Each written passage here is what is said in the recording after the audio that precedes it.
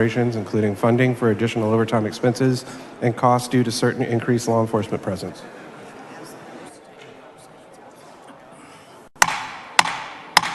Members, please take your conversations outside the rail. The chair recognizes Mr. Jatan to explain. Thank you, Mr. Speaker. Members, Senate Bill 3 is similar to a bill that we heard and passed on the House floor during the last special session. Appropriates $1.5 billion for the maintenance, operation, and construction and border barrier infrastructure. We've also added in $40 million for the Texas Department of Public Safety for border security operations. Mr. Wally, for what purpose? I was just going to let him finish his layout. Thanks. I'm finished. Are you finished? Yes. Mr. Speaker, would Representative Jatan yield for some questions? The gentleman yield for questions. Yes. The gentleman yields. Representative Jatan, so understanding that you've laid this bill out previously, we're in a fourth called special session, so we have to do this again. So let me, just to clarify, because I want the public to understand what, and I think that they've been aware, but because we are in the new special session, fourth special session in November, a week before Thanksgiving, it appropriates $1.5 billion plus. Is that correct? It's 1.54 is the total amount, yes. Okay. And so that would pay for how much in border barrier? So the 1.5 billion will allow the state of Texas to get to over 100 miles of border barrier infrastructure. Okay. And that would include just specifically for the border barrier itself, for the purchase, I'm assuming, of these steel metal sheets that are going to go along the This is for Mexico border. Is that our understanding? This is for the maintenance, operation, and construction of border barrier infrastructure. Yes. Okay.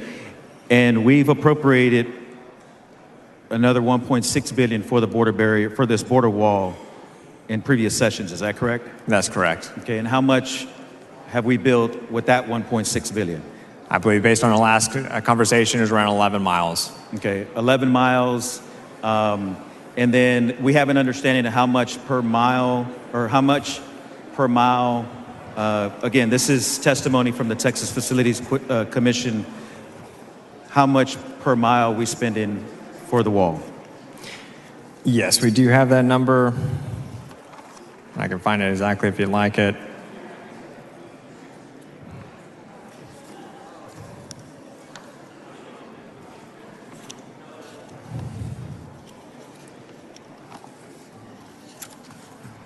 I don't have the exact number right in front of me. As I understand it, is about $20 to $30 million per mile. Is that a fair assessment? That sounds about right, yes. Okay. And as I read the bill, it's $1.2 billion for additional 50 miles of permanent border wall construction and easements. So is this going to take into account eminent domain? So this still, so in the last legislative session, we added on the amendment, and in this bill, it includes the prohibition on using eminent domain or building this wall on land acquired through eminent domain. Okay, and so the purchase of these properties are going to be on a voluntary basis with landowners that are along the border? That's correct. Okay. And then I think we talked specifically in the committee hearing in previous hearings related to this item. Right now, the effort was in 4 counties, is that correct? That's correct. What counties were those? So we're looking at Maverick, Starr, Valverde, and Webb counties. Okay.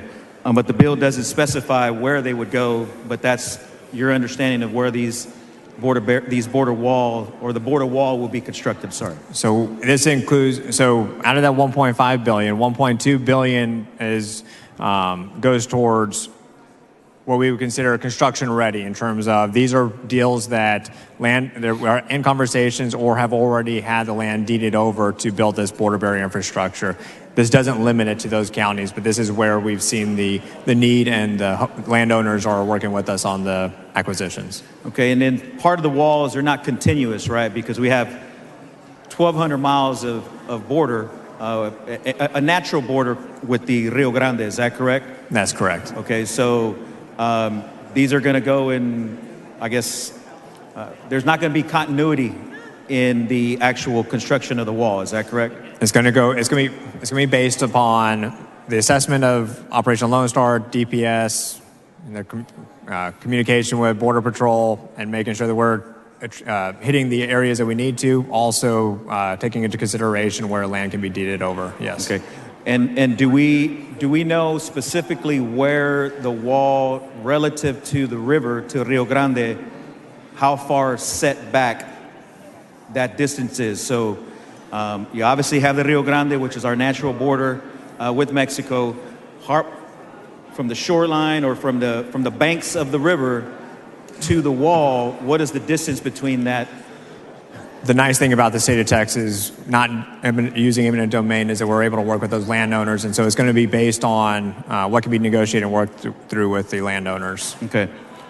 And so I also see there's $27.6 million for the maintenance and operations of the wall. Are you talking about the ongoing costs? The ongoing costs, Yes, future sir. costs. Is that a fair assessment? I'm just trying to understand from the bill. That, as was LBB came up with. Okay. And then $272 million for flexible use for busing, buoys, additional barriers, depending on future migration surges. Is that just going specifically to the bill itself? Going specifically to the bill, you're saying that it allows that within the bill? What I'm saying is that in your bill, does it contemplate busing, buoys, and additional barriers separate from the wall? Border barrier infrastructure does include more than just the 30-foot walls that we're discussing. They can include the buoys and other things, not including tactical barriers, which would be like the sea wire and the more temporary fencing. I'm sorry, you said what wire? More temporary fencing is not included in this. Talking about the sea wire or the barbed wire. Right. Barbed wire that folks are getting stuck in. The barbed wire, Okay. it does not include that. Those are considered Okay. tactical barriers and not border barrier infrastructure. Let me ask you also, we talked about this in committee. This also authorizes $40 million for the Department of Public Safety for Colony Ridge. What was the rationale for the use of $40 million infused at DPS for Colony Ridge? What is the issue with Colony Ridge? So more broadly, this appropriates $40 million, provides the governor with the ability to transfer funding to DPS to cover border security operations, including overtime, as well as increased law enforcement and Colony Ridge development. And so we're talking about one bucket. DPS originally estimated statewide overtime costs at $16 million a month, but has been spending closer to $22 million. Because of this increase is why we're seeking the additional $40 million in this bill. No, but you didn't answer my question. The $40 million that is at DPS, how is that related to Colony Ridge? So there's been two situations that have been risen during the special sessions, during the third and fourth special sessions, as needing additional appropriations, and that's been border security and Colony Ridge. And so those have been named in this bill. Right, but I'm just trying to get an understanding. The $40 million, I'm going to repeat this for the third time. The $40 million for DPS, what is going on at Colony Ridge that we need to spend $40 million there at Colony Ridge? What are the issues that have arisen? I think that you can look at, so there have been reports of additional gang activity and different activities occurring within Colony Ridge that right now DPS is able to handle. This allows between now and the next appropriation for additional security, additional overtime to go towards securing Colony Ridge if it was needed. And so this is a precautionary because it has been brought up as a security concern during the special session. Based on, I think you've seen the statements by Colonel McCraw about Colony Ridge. It doesn't seem to appear that there's an issue at Colony Ridge other than an unincorporated part of rural Texas that so happens to have majority of the folks that live there people of color. Is that fair to say? I I don't know about the last part of that statement. I can tell you this, that we're leaving it with McGraw and DPS to have these funds available for whether it is for border security or Colony Ridge. And if Colony Ridge is not an issue and does not need these funds, it still goes towards border security. Colonel McGraw has mentioned specifically, publicly, in several committees that there are not any issues at Colony Ridge. So I'm as just trying of to understand. today, and so this allows for that flexibility. If between now and the next appropriation, if those funds are needed, those funds could be used. How far is Colony Ridge from the border? I believe it is quite a ways. I beg your pardon? It's in the Houston suburbs, I understand, Liberty County. It's not in the Houston suburbs. It's actually Liberty. over an hour. Houston Metro. From Liberty Houston. County. I'm sorry? Liberty County, I understand. Yeah, Liberty County. So how far is Liberty County from the border? I'm sure you have that number. I don't have that number in front of me. I'm just asking you. I mean, this is your bill. You have Colony Ridge stated specifically to spend $40 million at DPS. I mean, what is the distance between Colony Ridge, Liberty County? I don't understand how that correlates to the funding of $40 million. We're talking about this being raised as a security concern or a concern worth investing in. And so that is why we've appropriated $40 million for Texas Department of Public Safety to use these funds towards border security and, if needed, Colony Ridge. Okay. Thank you very much. Mr. Speaker, Ms. Ramos, for what purpose? will the gentleman yield? The gentleman yield for questions. Yes. The gentleman yields for questions. Thank you, Representative Jatan. Regarding the Colony Ridge, I had some other questions. Representative Wale asked how far it was from the border, and you said you don't think it's relevant, but actually, these funds that are being allocated to Colony Ridge, this $40 million, it specifically says in the bill that it's because of strained law enforcement and that there will be broad discretion to use these funds for alternative border-related expenses. Alternative border-related expenses would imply that this is a border-related expense, Colony Ridge. However, you just admitted that Colony Ridge is nowhere near the border. So there is some either miscommunication or misrepresentation in terms of Colony Ridge. Additionally, I guess there was a dispute in the committee hearing in terms of the amount of individuals living at Colony Ridge. What is your understanding of the population there at Colony Ridge? Well, I first want to clarify, subsection B, it talks about the amount of appropriation of subsection A of this section. The trustee program within Office of Governor shall transfer $40 million to the Texas Department of Public Safety for border security operations, including paying for additional overtime expenses and costs due to to increase law enforcement presence to preserve public security and safety in the Colony Ridge development in Liberty County, Texas. Okay, thank you. What is the population at Colony Ridge? I don't have that. You don't know?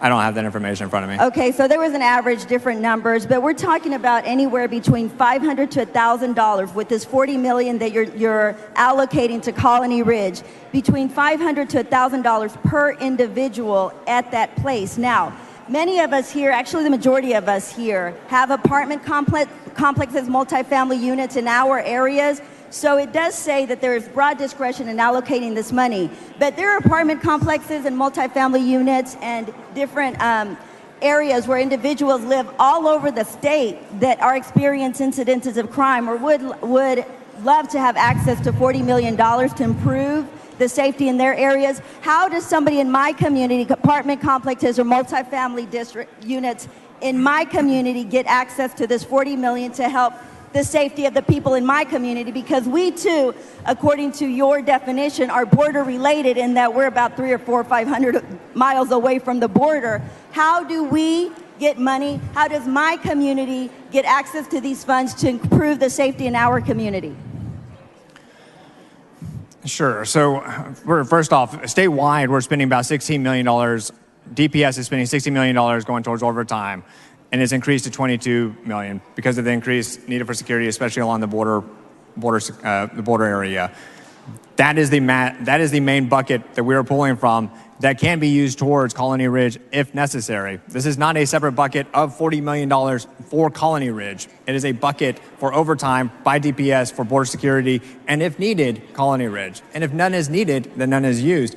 But statewide, we've already appropriated overtime for areas that need additional security, including in your community. So if we have, it doesn't necessarily have to be Colony Ridge, but what we're telling Texans is that you too can have access to this money, even though you may not be Colony Ridge, but all over Texas, in our cities and in our rural communities. We can also have access to this money because we're talking about security and safety of our communities. So this money, how do we get access to it? Do we have to be on a certain radio station or TV station to raise interest, or is there somewhere that an individual, or do we call the Department of Public Safety to have access to this money to improve the safety in our communities? This appropriates $40 million for overtime use on the border for border security or Colony Ridge. Colony Ridge is nowhere near the border, neither are my units. So are we able to access that money as well? Not from this bill, no. So it is only Colony Ridge? It is the border money used. The $40 million allocated to Colony Ridge, where there's also broad discretion to direct additional funds for safety, alternative border-related programs. If we're saying that Colony Ridge is a border-related program, and it's nowhere near the border, then so is Dallas, Texas. Our units in that area as well, correct? I think you can try and make that argument. I'm telling you what's in this bill, and the intent of this bill is to provide $40 million for Texas Department of Public Safety to provide. Thank you. Mr. Turner, for what purpose? The gentleman yield for some questions. The gentleman yield for questions. Yes. The gentleman yields. Thank you, Representative Chaton. So I want to follow up with you on the Colony Ridge topic. We had a few weeks ago an informational hearing in the State Affairs Committee on Colony Ridge, and were you aware that we heard from the county judge, the sheriff, as well as Director McCraw in that hearing? Were you aware of that? Yes. Okay.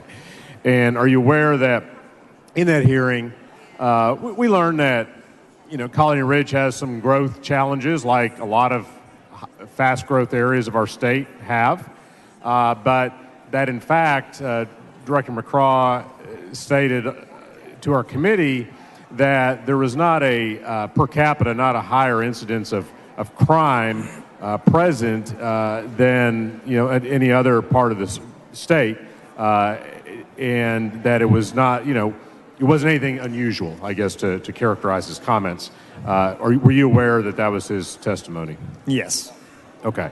And so, and I'm sure you're aware the sheriff also indicated that, that they could always use more help, but most law enforcement agencies would say that he thinks they're doing a pretty good job of managing their situation in partnership with the Colony Ridge Homeowner Association, which is actually paying for some overtime from the Sheriff's Department. Were you aware of that? Yes.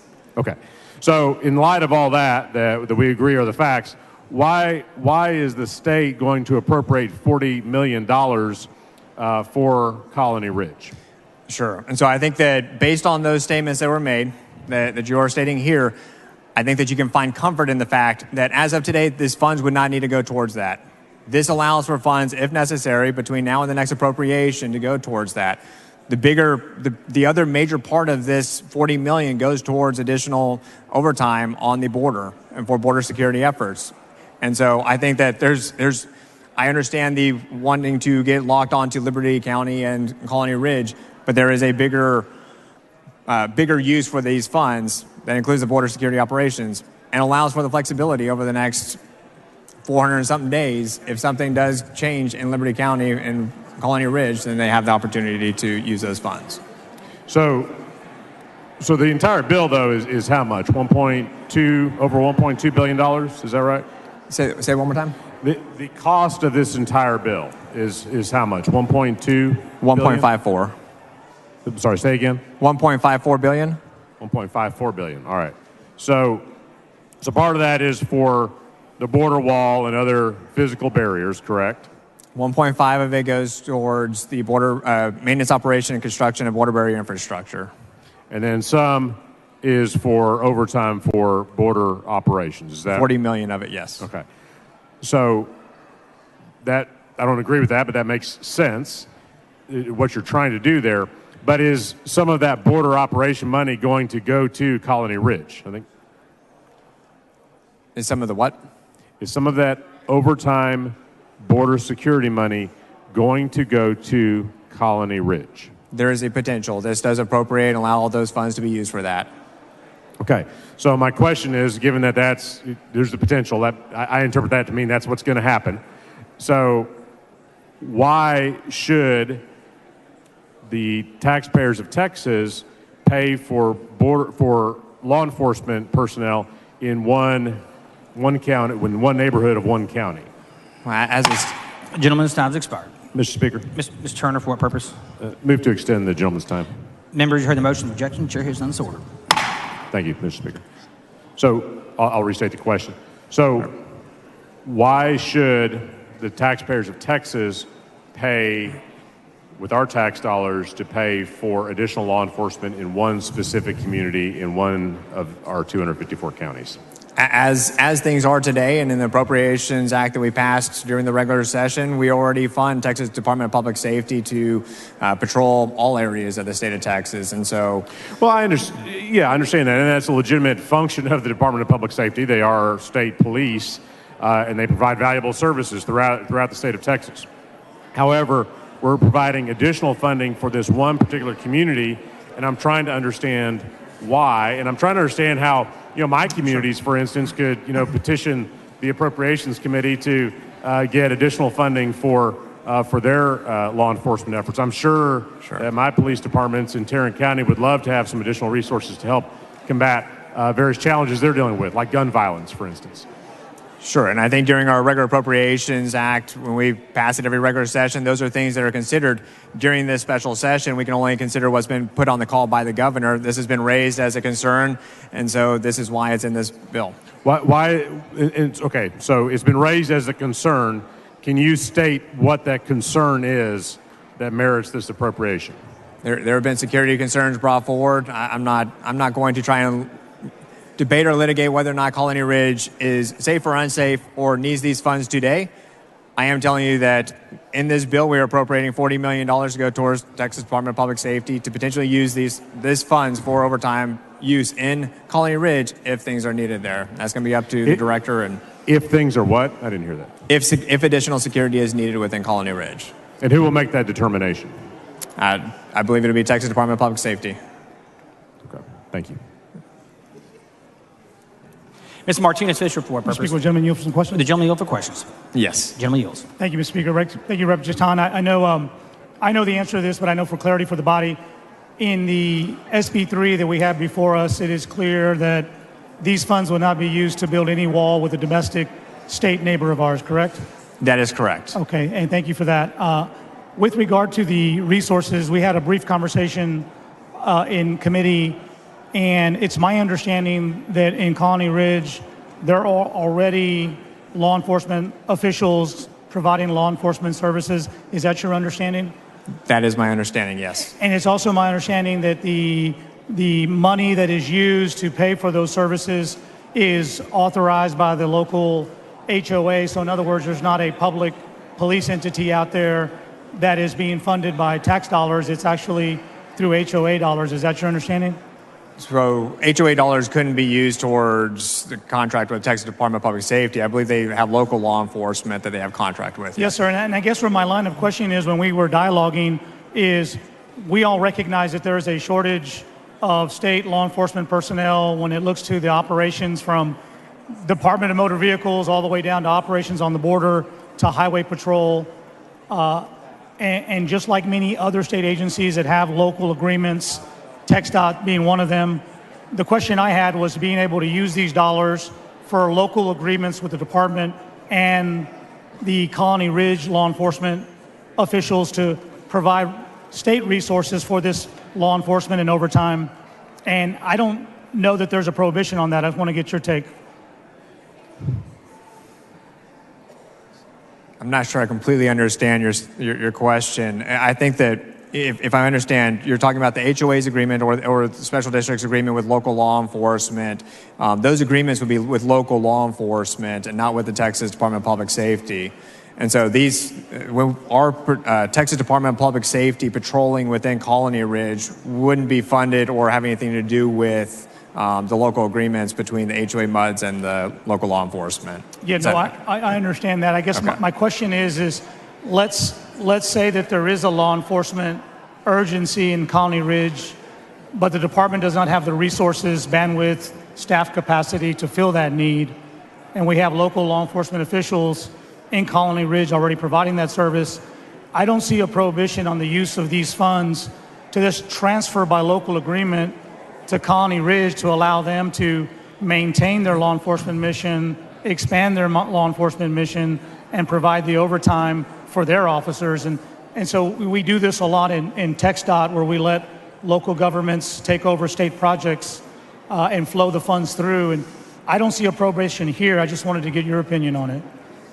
All right, I'm tracking now, and I understand where you're going with it. I don't know whether that is something that's allowed within Texas Department of Public Safety or the trustee programs, but there is not a prohibition on it in this bill that I'm aware of. And I guess for me, from my understanding, if the objective is to just fund DPS, well, that's one matter. If the objective is to address a critical issue of a law enforcement presence and a protection and service aspect of what law enforcement does, well, then it would seem to me that the most efficient flow of those funds could be locally, and without there being any specific objection, I just wanted to see that local officials or local HOAs could have that dialogue with the department to see if that's possible.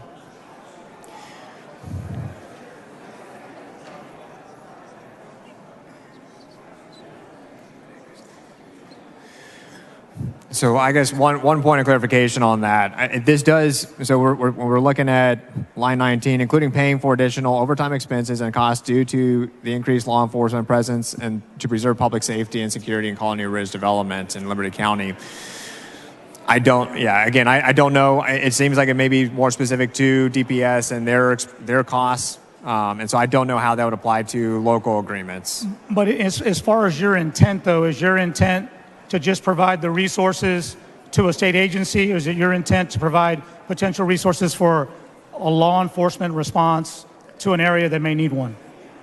So since we don't appropriate to local law enforcement, the intent of this would be to provide Texas Department of Public Safety with these funds to, yes, maintain peace in those areas, and most likely with the use of their own law enforcement. But I understand there may be situations that take it outside of that, and that would be something between DPS and local law. Yes, sir. And if that's the intent, though, just from our dialogue, there is no obstacle by way of SB3. There is no text in SB3 that would prohibit the department from maybe having a dialogue about a local agreement to the extent that they think they need one. Is that correct? To the best of my knowledge, there's not a prohibition in this bill on that. Thank you. Mr. Speaker, Ms. Howard, for what purpose? would the gentleman yield? The gentleman yield for questions. Yes. The gentleman yields. Thank you. I will try to talk where you can hear me. We're both on appropriations, and part of our duty is accountability of the taxpayer dollars, correct? Correct. So how often does the LBB generate a spending report on Operation Lone Star? I don't have that information in front of me. They do generate reports that tell Sure. us how the funds are being spent. Do you have any idea when we might be able to see a report on how these dollars are being spent? I don't have that information in front of me. Do you know the projected timeline for when the different projects of this wall building will be, the timeline for when they're supposed to be complete? Yes. So Okay. most of the wall, and we had a nice diagram put together by the Texas Facilities Commission. Most of this will ramp up, I believe, in 2025 and continue through, I believe it's 2027, just thinking, trying to recall off the top of my mind. The reason the funds are needed now is because these deeds are being acquired, and part of this process for them to be able to continue to move forward is the appropriation of funds now. Over that period of time, though, to determine whether or not the dollars are being appropriately spent, we need to have certain metrics in place, do we not? Metrics to determine if they're being effectively Sure. used. Sure. And I think some of the things we've been hearing is that we get it both ways, that when apprehensions are down, we're successful because we're deterring. When apprehensions are up, we're successful because we're capturing. Both ways, it seems like we have success whether things are up or down, so I can't really understand how we're determining what the metrics are here as to whether or not this is being effective. Sure. Can you explain that? I believe so. And what this is a tool in the toolbox of many tools that the border security, so whether you're looking at Border Patrol, Texas DPS, National Guard, Operation Lone Star as a whole, this is a tool in the toolbox for them to use to secure the border. In terms of, apprehensions being up or down, that's not necessarily the metric that you go off of. You go off of... apprehensions being up or down is not a metric we would be using to determine whether or not the wall is effective? I think it's one metric, but I don't think it's the end-all, be-all. At the end of the day... Gentleman's time's expired.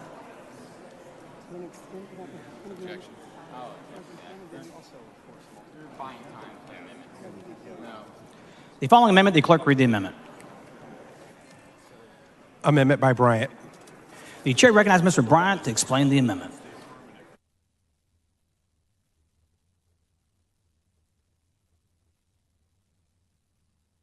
You can argue about this? You can if you like. Thank you. Members of the House, if I could have your attention, I will be brief. The 27 members of the Appropriations Committee had a hearing on this bill. We had witnesses come before the committee. We had witnesses from the governor's office, and of course we had the testimony of Mr. Jaton with regard to the bill. In questioning them about the most basic inquiry you can make on an expenditure of $1.5 billion, I asked the governor's office, do you have any estimation or any data that would tell us what percentage of reduction in illegal entries will result from spending $1.5 billion on this wall? And the answer was, no, I don't have that information. The question was asked, do you have any information or data that will tell us the quantity of people that will be stopped from entering illegally? And the answer was, no, I don't have any of that information. I asked Mr. Jaton, do you have a study that indicates the effect of this wall with regard to reducing illegal immigration? And the answer was, I don't have any study like that, and I'm not aware of one that indicates walls like this will stop illegal immigration. We had an expert come before the committee who's now a border sheriff, but formerly was an official in the Border Patrol. And I asked him how many miles of border out of our 1,200-mile border do not have a geographical barrier to crossing the river into the United States, into Texas. And the answer was 700 miles. Unless we're willing to build a 700-mile wall, this little stretch of wall is not going to do any good. That's what I believe. If I'm wrong, bring the data forward and show us information that would indicate spending this money would have any effect whatsoever. But I've not been able to get that information because that information does not exist. This amendment is very simple. It says the expenditure of $1.5 billion is contingent upon the governor's office, pursuant to our government code, holding hearings or a hearing, and the governor himself concluding that the data indicates that illegal entries will be seriously impeded by the expenditure of this money. That's all it does. Enormous discretion left to the governor, but he at least has to have a hearing and make a finding that this is going to have some impact. Members, $1.5 billion is a huge amount of money. That's 15 $100 million rural hospitals for the 71 counties that have no hospital. I could go down a list of things that could be spent on. We're $2 billion currently short of the money we need just to pay for the current level of special education being borne by our independent school districts. This is a huge amount of money. We shouldn't spend it unless we know that there is data that indicates it will impede illegal entries into Texas. I urge you to vote for the amendment. The chair recognizes Mr. Jatan in opposition to the amendment. Thank you, Mr. Speaker. Members, during our many hours of testimony on this bill, we heard from experts that talked about this tool being an important tool to deterring and allowing for movement of migration to certain areas where we can use less personnel in those areas where walls are to interdict people that come through the border illegally. This is a tool that has been deemed effective by both federal side, Border Patrol, DHS, but also by Operation Lone Star, DPS, and National Guard on our border. This is what they're asking for. This is what they say will help to protect our border. And so I'm asking you to vote against this. Ms. Flores, for a purpose. I have a question for the gentleman yield for questions. Yes. Yeah, did you say that there was testimony, there was an actual formal hearing of the Appropriations Committee, and you heard this testimony about this additional $1.5 billion going in? Did I miss something? So we're talking about the $1.5 billion, part of the border barrier infrastructure that was discussed in the previous legislative special session. There was testimony in that hearing that backed up the understanding that border barrier infrastructure helps to secure our border and is an effective tool for our law enforcement on the border. So that occurred in the third called special session, not this special session. Was there a hearing this session? There was a formal hearing, yes. A formal hearing, and there was testimony taken at this hearing as well? There was not formal testimony at the formal hearing. Oh, I see. So you're just inferring from testimony taken at a previous session that it's applicable. That's how that works, and I don't think it's changed in the last couple of weeks. Okay, thank you. Yes. The chair recognizes Mr. Bryant to close on the amendment.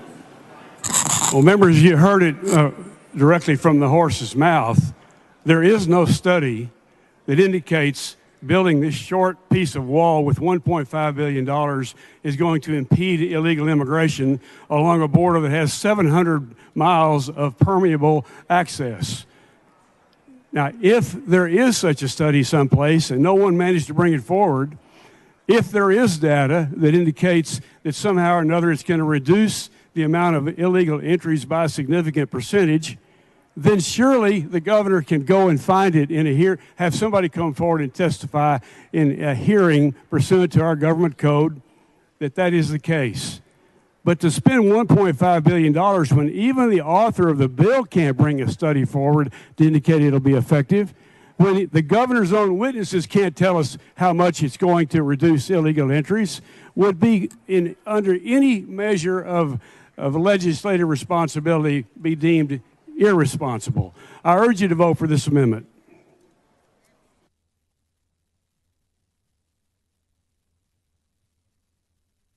The question occurs on the adoption amendment. This is a record of vote. Clerk, ring the bell. Show Mr. Bryant voting aye, Mr. Jatan voting nay. Ms. Rose voting aye. Mr. Hefner voting nay. Mr. Frazier voting nay.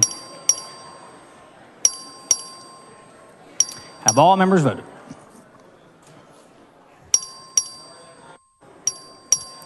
There being 60 ayes and 83 nays, the amendment fails to adopt.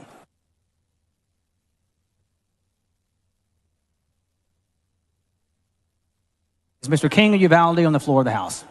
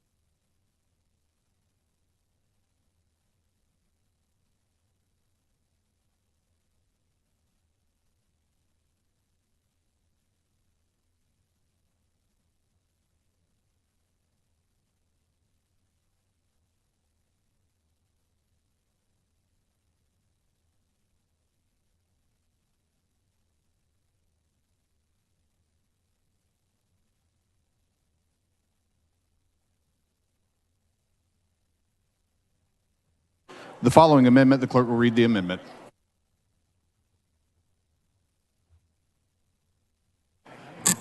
Amendment by King of Uvalde.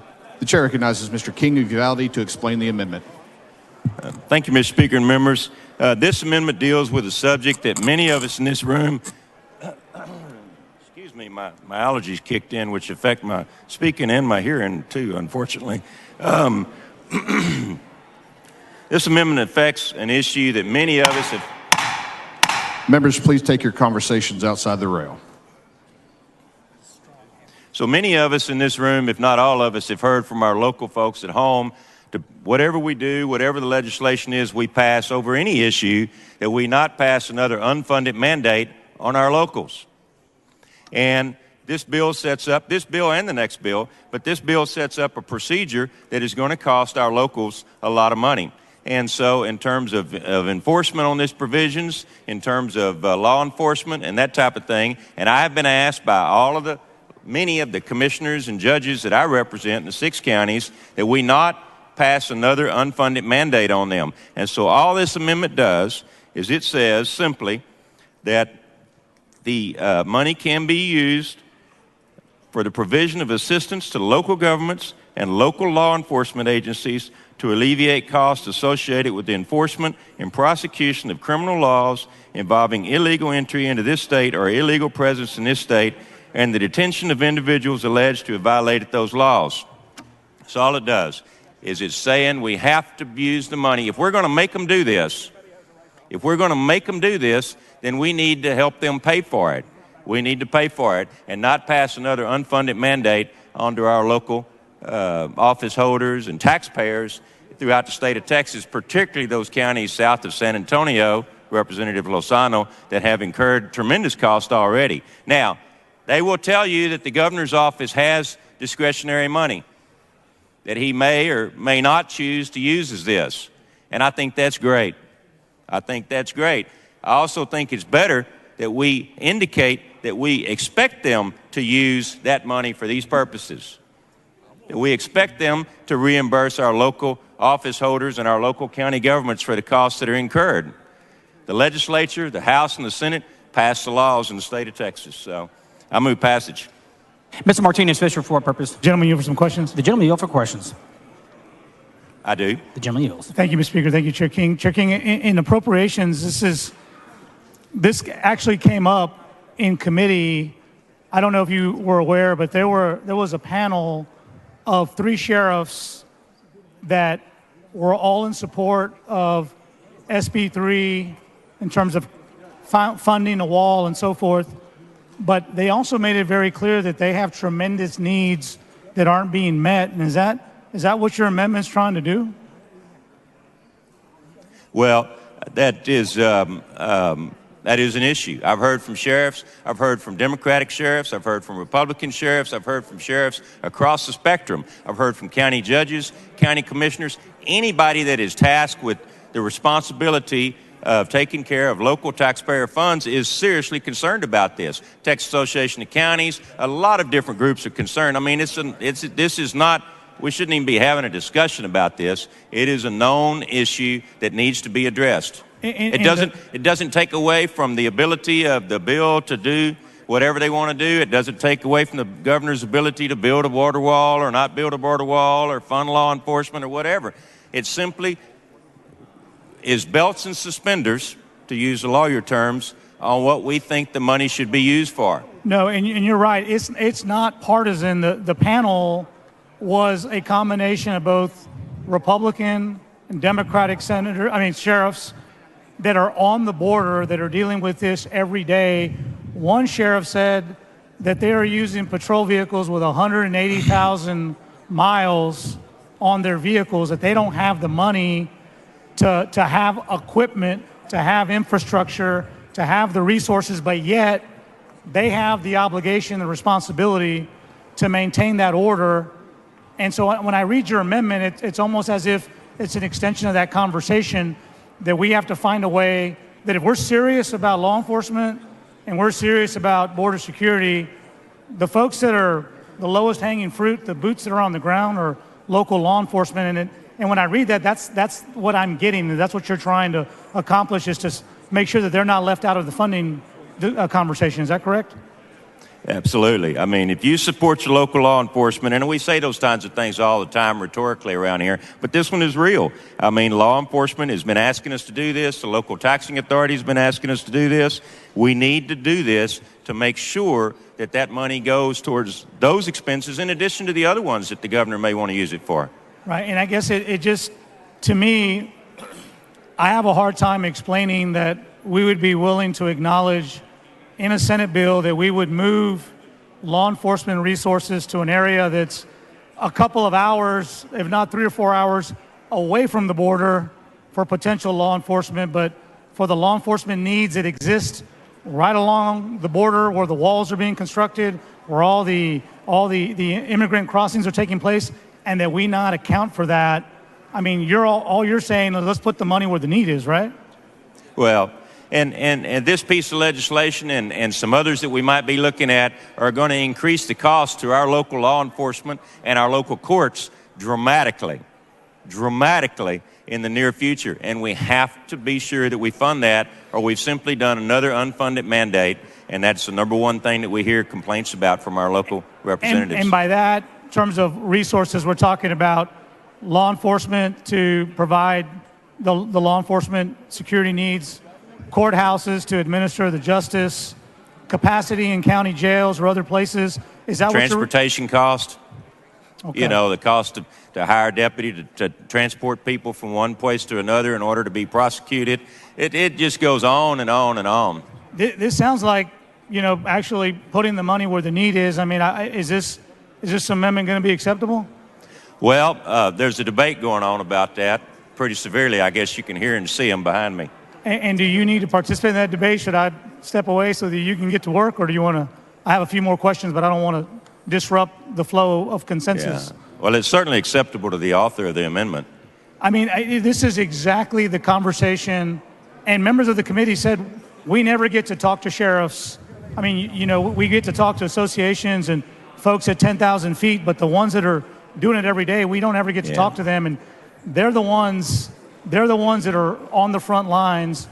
And so, I didn't make this up. I mean, this I didn't bring this up out of the clear blue. I mean, the law enforcement community, the commissioners, and to repeat, the county judges, they brought this to me, and there's several different forms of it around here. Mine just happened to be the one that came up on this bill. But we need to do this. I mean, we all know that we need to do this. And when the bill goes to the Senate, if they choose not to keep it on there, that's their business. But we need to put that on there. We need to make the statement that we support our local law enforcement and local taxpayers. It just seems to me, I mean, sometimes we operate around here in sound bites. I mean, if you're pro-law enforcement and you're pro-border security, this amendment makes perfect sense, doesn't it? Yes. Thank you, Chairman King. I move passage or adoption.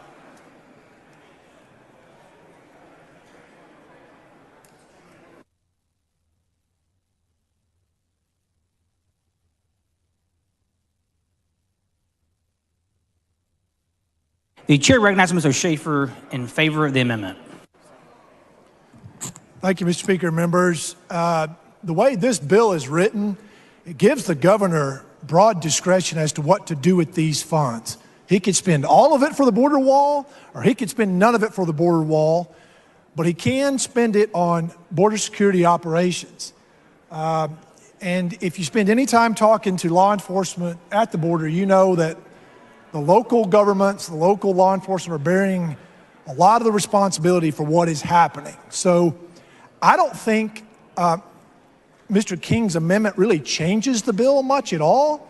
It just confirms that if the governor wants to help local law enforcement with this money, he can. It's just confirming what is really already an inherent power that the governor has with these funds. And for that reason, I'm going to support the amendment.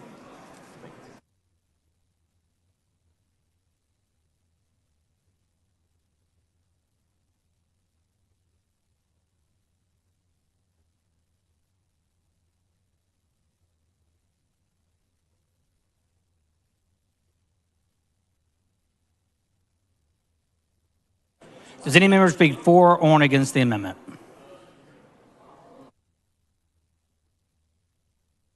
The chair recognizes Mr. King and Uvalde to close on the amendment.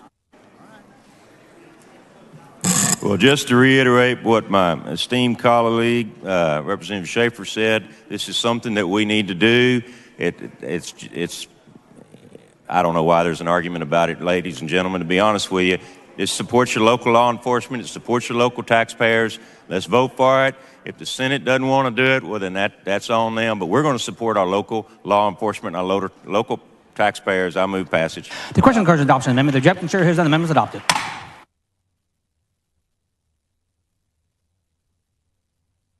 The following amendment, the clerk read the amendment.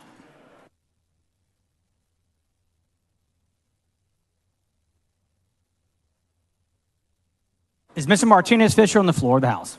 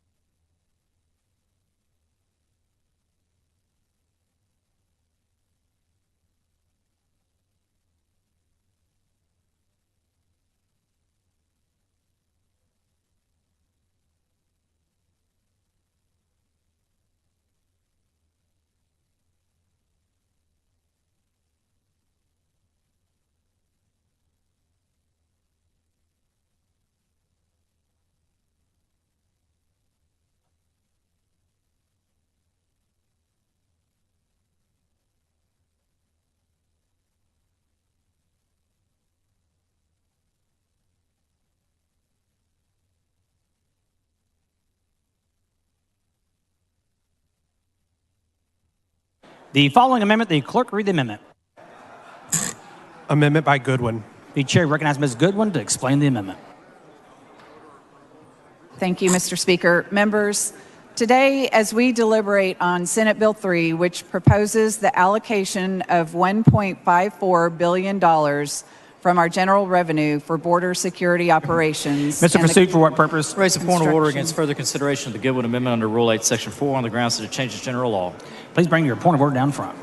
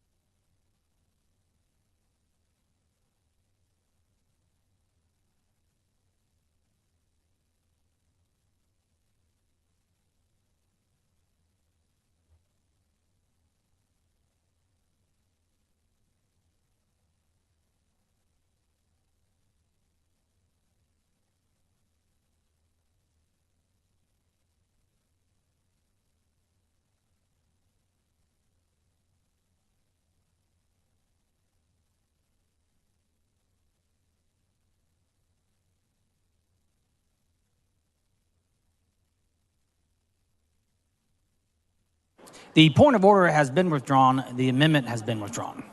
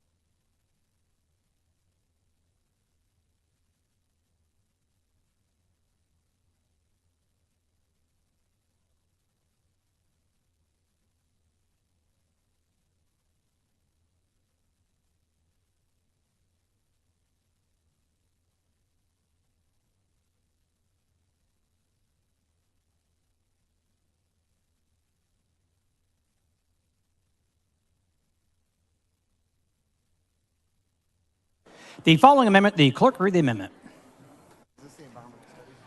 Amendment by Goodwin. The chair recognizes Ms. Goodwin to explain the amendment. Thank you, Mr. Speaker, members. I spent time this summer in South Texas. I kayaked the Rio Grande and spoke with local residents about their concerns. I saw just how beautiful South Texas is firsthand. Part of that beauty lies in the wildlife of South Texas. Did you know there are several threatened and endangered species in South Texas, including the whooping crane, bald eagle, brown pelican, northern aplomado falcon, and more? The existence of these species is precarious, and we must ensure we don't further endanger them by our actions. We in this body must act as the good stewards of our land. My amendment would carry on that virtue of stewardship and make sure that the construction of this wall, which I disagree with, will not rob South Texas of endangered and threatened species. I don't think there's an inch of Texas that we in this body want to see damaged, degraded, or discarded. This amendment embodies that spirit. Specifically, members, my amendment requires that we refer to the Endangered Species Act to determine the ecological impact of the proposed wall, and that the construction of that wall be augmented so it doesn't impact these endangered species. Habitat loss poses the greatest threat to species. In building a wall, we will be removing habitat, which will have a negative impact on wildlife along the border. Habitat fragmentation is the separation of contiguous wildlife habitat into smaller and smaller pieces that may also be further and further apart. Creating a piecemeal of habitat patches subsequently renders it unsuitable for many wildlife species. I believe we have not adequately evaluated some of the negative consequences of building a wall, and that is something we should do. My amendment would allow for that evaluation. I move adoption. The chair recognizes Mr. Jatan in opposition to the amendment. Thank you, Mr. Speaker. Members, I urge you to vote no on this amendment. We already follow all environmental laws when Mr. Speaker? Ms. Weiner, for what purpose? Will the gentleman yield for a question? The gentleman yield for a question. Yes. Gentleman yields. Representative Jatan, as I understand it, Rep. Goodwin's amendment is simply affirming that we comply with the Federal Endangered Species Act. What is the challenge in complying with the law and affirming that in this legislation? I think the bigger question is why would you need to reaffirm it in this legislation if it's already the law? Representative Jatan, are you aware of any instances where maybe the state government and the federal government are fighting over whether or not to follow federal law? Yes. I think that answers the question of why we think this is necessary. Representative Jatan, have you had the opportunity to visit some of the ecological sites in the border area? Yes.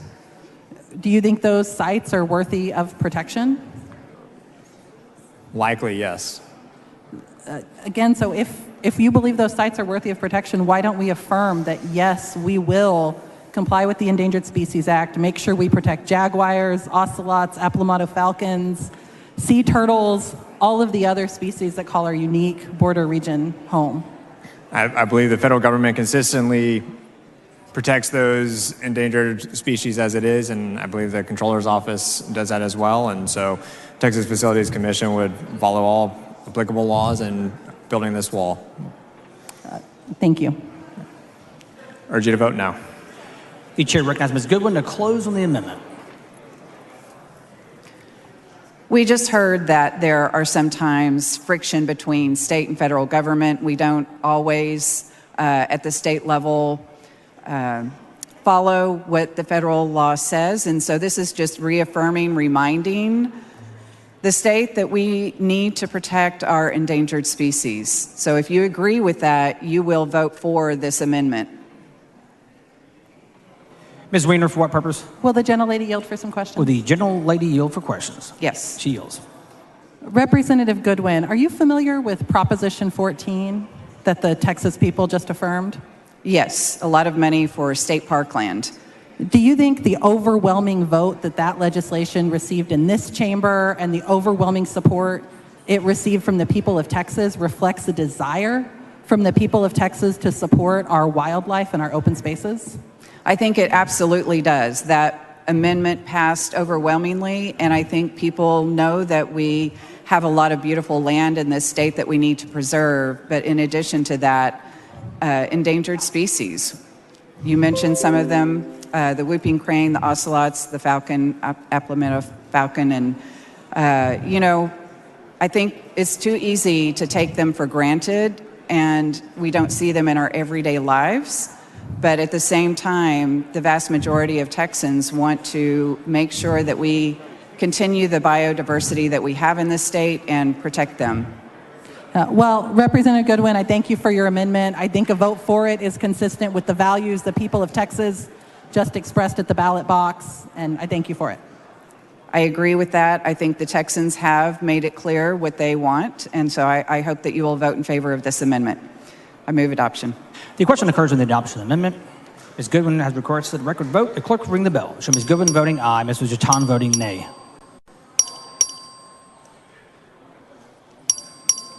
Mr. Patterson voting nay.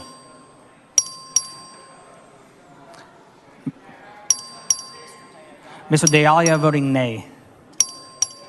Have all members voted? There being 60 ayes and 83 nays, the amendment fails to adopt. The following amendment, the clerk will read the amendment.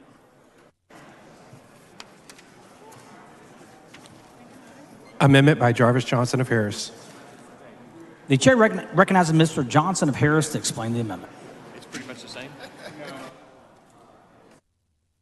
Thank you, Mr. Speaker.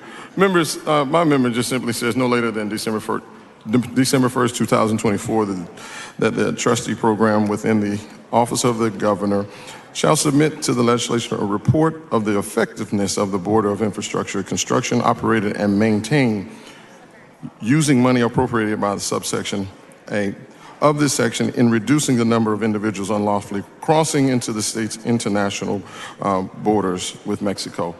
This amendment just simply says that the money that we're about to spend, $1.5 billion, is that we look at how effective this $1.5 billion has been used. This is not before, it is after. So I'm simply saying, as fiscal conservatives that we all are, because we're all business owners or we all have budgets that we have in our own homes, we need to know, and I think it's important that the taxpayers need to know how their money was being spent to effectively stop the migration into this state. And I think this is a very fair amendment, and it just simply says, let us see how the taxpayer dollars are being used. This is simply about accountability and transparency to make sure that we know that we spent taxpayer dollars properly. I move past. The chair recognizes Mr. Jatan in opposition to the amendment. Thank you, Mr. Speaker. I urge you to vote no on this amendment. First off, this metric is not the only metric that we're using to determine whether or not this is effective. Additionally, the next legislative session, when we come back for a budget, to determine whether or not we want to invest more in this is when we would talk with DPS, Operation Lone Star, Governor's Office, to determine the effectiveness of it in the past and how effective it would be for the future. And those legislatures would make those decisions based on that testimony during hearings. And so I urge you to vote no. The chair recognizes Mr. Johnson Harris to close on the amendment. There's nothing in place currently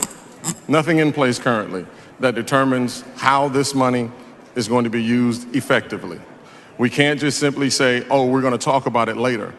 This is an opportunity to be transparent. This is an opportunity of Mr. Raymond, for what purpose? Exactly what we're using the money for. Mr. Speaker, would the gentleman yield for questions? The gentleman yield for questions. Yes, sir. Gentleman yields. Representative, I want to thank you. I think this is a very responsible amendment. Candidly, I think this is one that everyone should be comfortable with. One of the things that we have in government is spending that is oftentimes sort of lost. We don't know where the money went. We don't know how it's being used. I've always fought for transparency and funding, making sure that we know how the money is being spent. I think we need to do more of that, not just here, but certainly in Washington, D.C. So with respect, and I respect the chairman, but I think this is a good amendment. I appreciate it. And is that your goal as well, is just to be transparent and show how effective the spending has been, what it's been spent on, what the money's been spent on, and so forth? Is that what your goal is? This is exactly what the goal is. The fact is that my amendment is not trying to stop the money from being drawn down. My amendment just simply says after the use of the money that we will know the effectiveness of it. What is the accountability? What is the transparency? How is it being used? Did it stop? Right.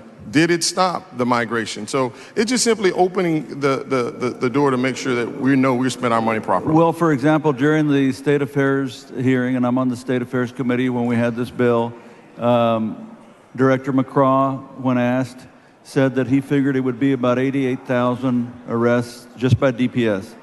88,000 arrests just by DPS. We couldn't really sort of get into the local law enforcement arrests. But again, to that point, I think it's important to find out how many arrests are being made, how many are being adjudicated. Is this program being effective? And we're not just throwing money away. So if that's what your goal is, I support that. That's exactly what my goal is, and thank you. And members, if you are a fiscal conservative, and if you believe in transparency, and if you believe in accountability, this amendment just simply says that we know exactly how the money will be spent. Go back to your communities and say to your communities that we effectively spent $1.5 billion, and this is how it was spent, and here is what the effectiveness of it was. It does not stop the money from coming down. It just simply says when we spend it, we know exactly how we're spending it. And so again, if you are a fiscal conservative, and if you believe in being a good steward of taxpayer dollars, you would vote for this amendment. And if you don't, then you don't believe in accountability and you don't believe in transparency, and you need to go back to your districts and say, hey, we just gave the governor $1.5 billion to do whatever he wants, and we really don't care how he uses and what he uses it for, but we're just gonna give it. So I'm asking that you take close consideration of this amendment provides accountability and transparency of taxpayer dollars of $1.5 billion. The question occurs on the adoption amendment. All in favor vote aye. Those opposed vote nay. This is a division vote. If you want a record vote, come down to the dais. Strike the board.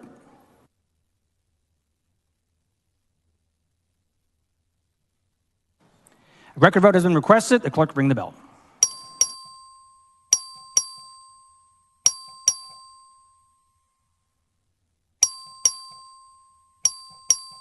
Have all members voted?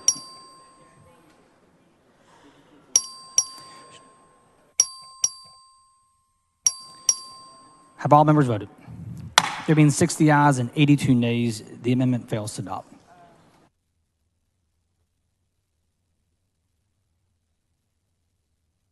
The chair recognizes Ms. Gonzalez of El Paso in opposition to the bill.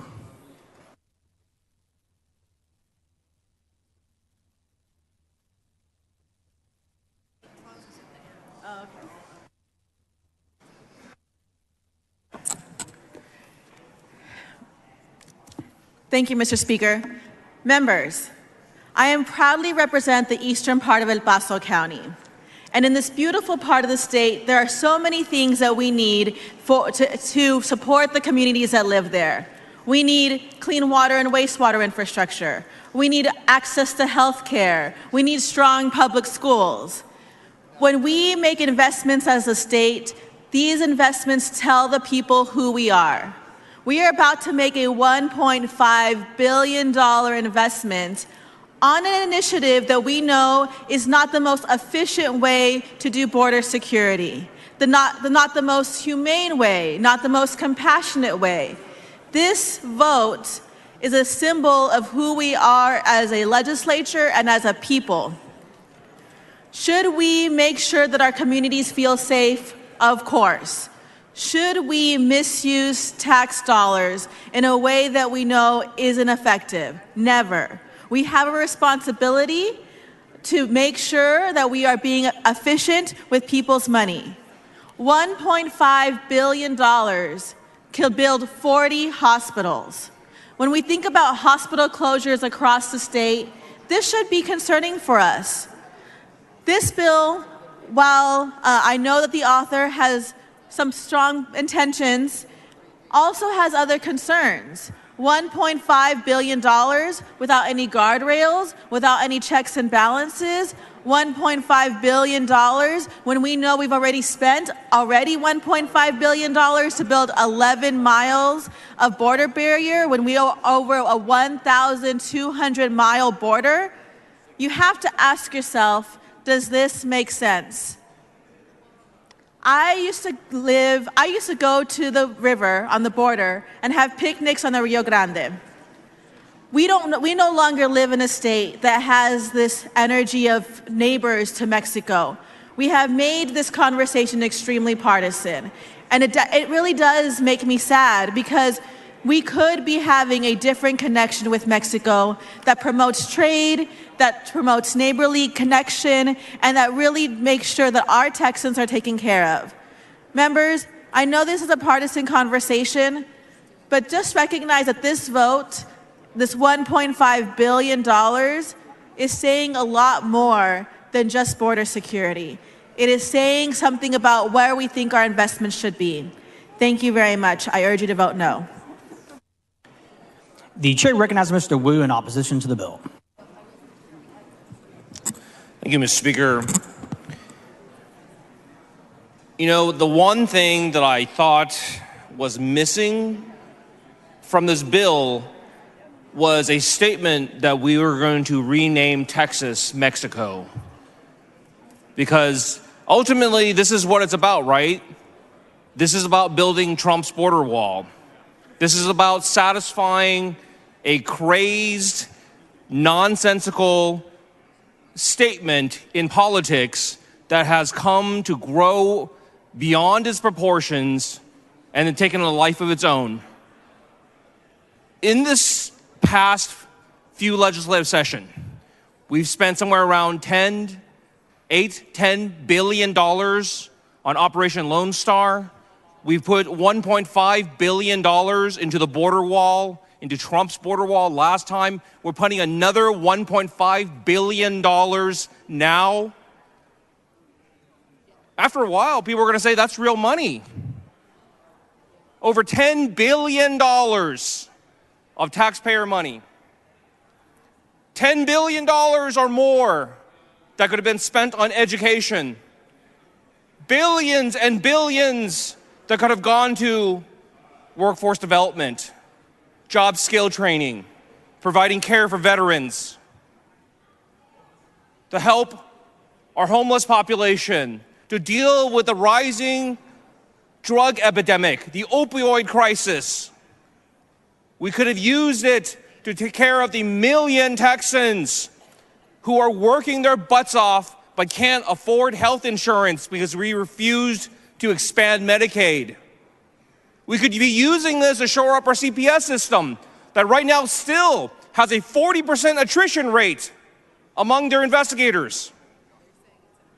We could have used this to help make community colleges affordable, even free for our students, so that our next generation of workers, of citizens, of Texans are taken care of and can actually do the jobs that they need to do for our state to be strong and vibrant.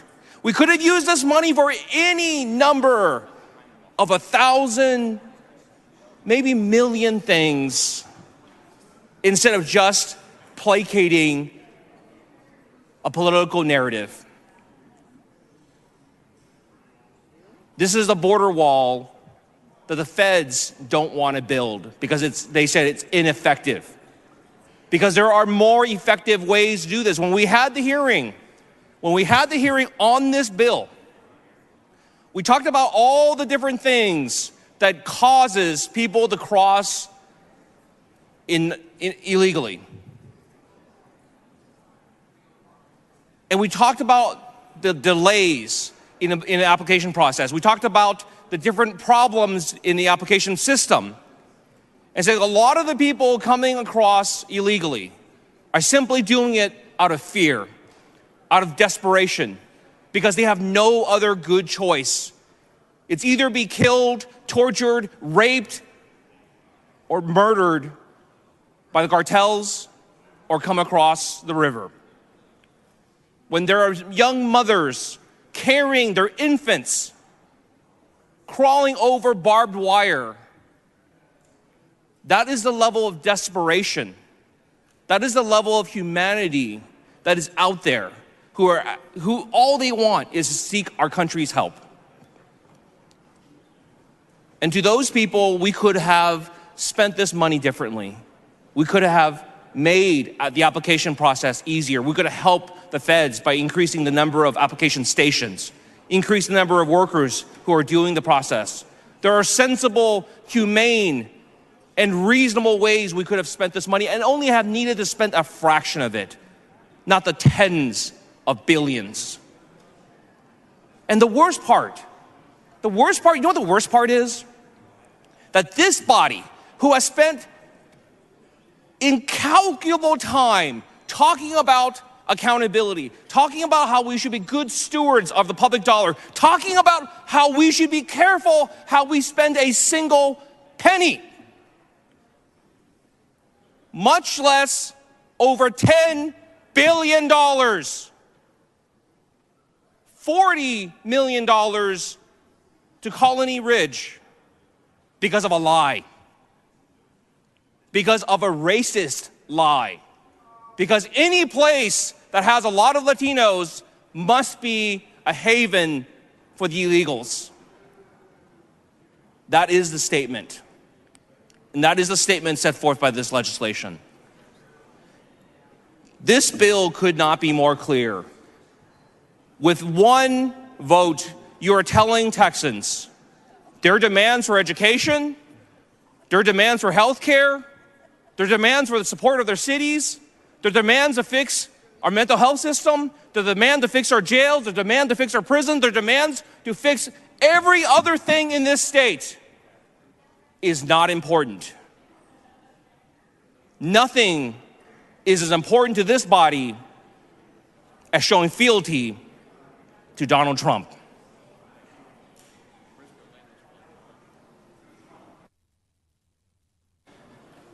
The chair recognizes Mr. Jatan to close the bill.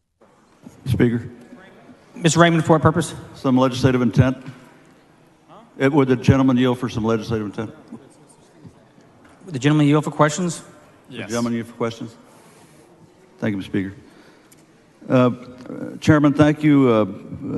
During the last special session, you were kind enough to confirm the legislative intent on House Bill 6 with respect to border mapping as part of the construction costs, and I wanted to just take a moment to confirm that intent for Senate Bill 3 as well.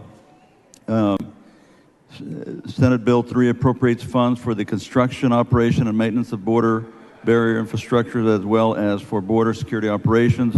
Is it your intent that any three-dimensional mapping or imaging the state needs to account for elevation, canopied areas hidden by trees, flood risks, etc., along the border will be included as permissible uses of these funds? Yes, that's my understanding. Thank you, Chairman. Mr. Speaker. Mr. Raymond, for what purpose? I'd ask our exchange be reduced to writing entered into the journal. Members of the motion of objection, chair has unsorted. Thank you. Members, I appreciate the opportunity to lay out this bill today. Ask for your favorable vote to secure our border and keep our communities safe. Move passage. The question occurs on passage of SB 3 to third reading. The clerk ring the bell. Sure, Mr. Jatan voting aye. Mr. Romero voting nay. Mr. Patterson voting aye.